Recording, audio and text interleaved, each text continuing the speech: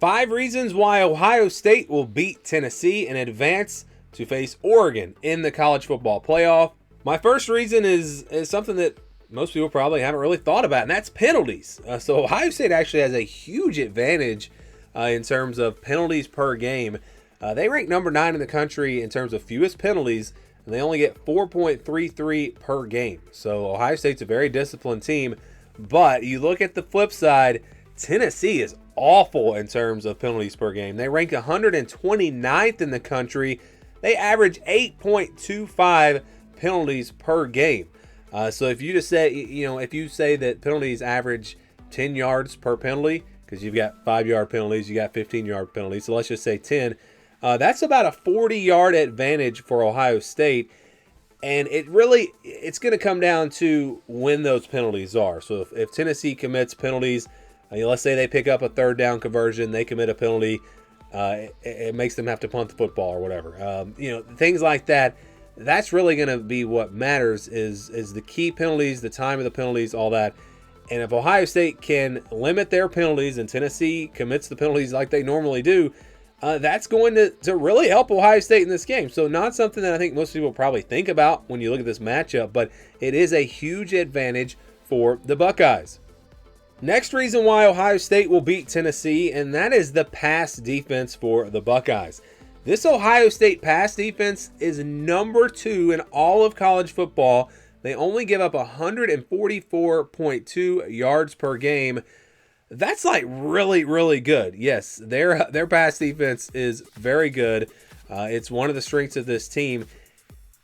And, it's interesting because you look at their corners, and sometimes you maybe have seen them struggle a little bit, but I think it's not just the secondary. You also have to look at the pass rush, which we're going to get to a little bit more in just a second.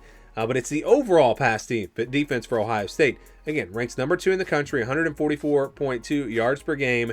Tennessee's offense, in terms of passing, ranks number 62.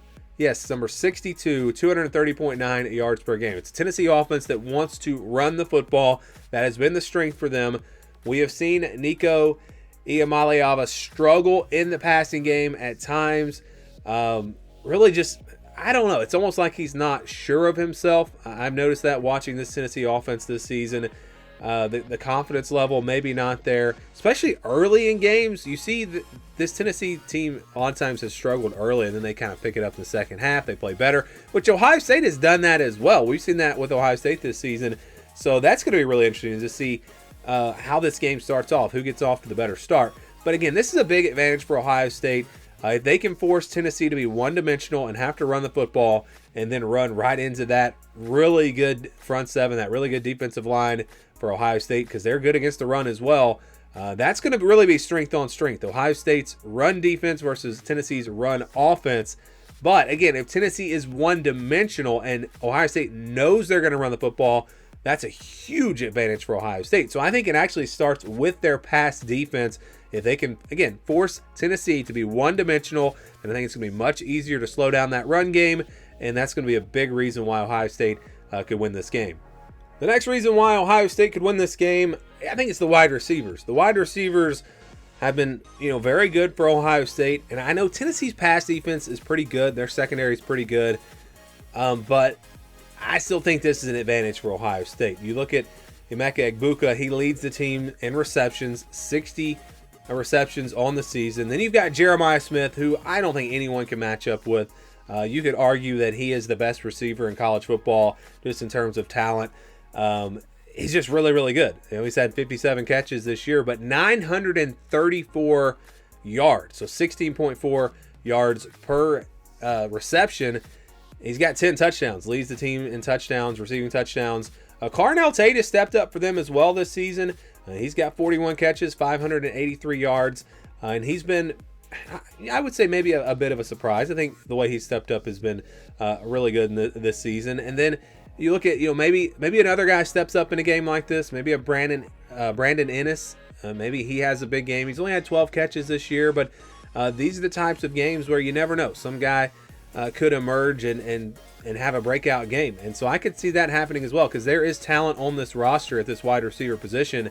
But you've got your go-to guys. You've got your guys that you know are going to come through. I think it's really going to be about the play calling, though. I mean, Ohio State has to get more aggressive. They're going to have to air it out in this game a little bit. Tennessee's run defense is really good. Running the ball against them is going to be tough.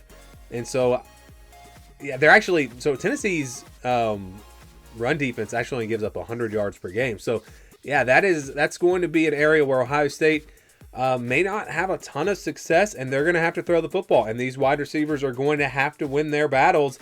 And I think they can. I think this is an advantage for Ohio State.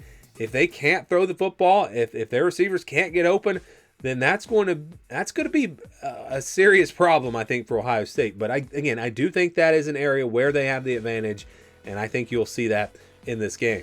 Another big reason why Ohio State can win this game, and a big advantage for them, is in the red zone. You look at this Ohio State, and I'm talking specifically red zone defense. The red zone defense for Ohio State, it has been really, really good this season.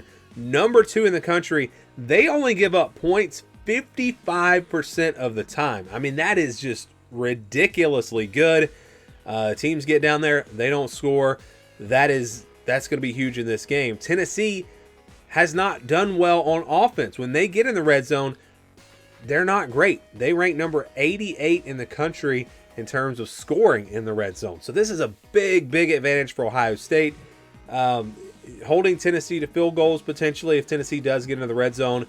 And again, with Nico Iamaleava, we have seen him, just like I said, just not really sure of himself at times. And that really shows itself in the red zone when you have to make these critical throws in these critical moments in the game. He hasn't really come through this season. And if he does not come through in this game, that's going to be a big problem for Tennessee. And again, a big advantage for Ohio State. That red zone defense, holding Tennessee to field goals or maybe keeping them from scoring at all. I think there's been, what was it, the Nebraska? I can't even remember now. There's been several times where they've come up with goal line stands. And again, if Tennessee can't throw it down there, if they have to run it in, I don't really like their chances. When it comes down to Tennessee's, if you got a yard to get and you know that Tennessee's going to run the football, I like Ohio State's defensive line. I think they win that matchup. Again, it comes back to the passing game for Tennessee. They're going to have to make some plays there through the air because I think if you know the run is coming, big advantage for Ohio State, big advantage in the red zone with their defense, and that could be a big, big reason why they win this game. The biggest reason why I think Ohio State could win this game, though, is it's the pass rush. The pass rush for the Buckeyes is very good. They're number 16 in the country. They get 2.92 sacks per game. Very good. Very good at getting after the opposing quarterbacks. And it's not really a strength for Tennessee in terms of their offense and allowing sacks. They rank number 73 in sacks allowed. They give up 2.17 sacks per game. So that tells me, there will likely be 2 or 3 sacks at least in this game for the Ohio State defense. And if you can get those sacks in key moments, and that's really what I think is going to be the key to this game, is who makes the plays in the key moments. Talked about the penalties. Who makes the bad penalty that costs the team a drive, that keeps them from converting on third down, or gives the offense for the other team a free first down.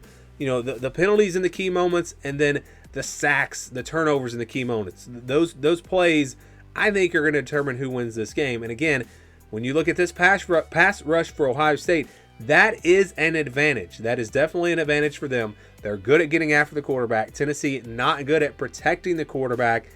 And if they can come up with some big stops on third down, get some big sacks, that's going to go a long way towards a victory for Ohio State and see them advance to round 2 to play Oregon in the quarterfinals of the college football playoff.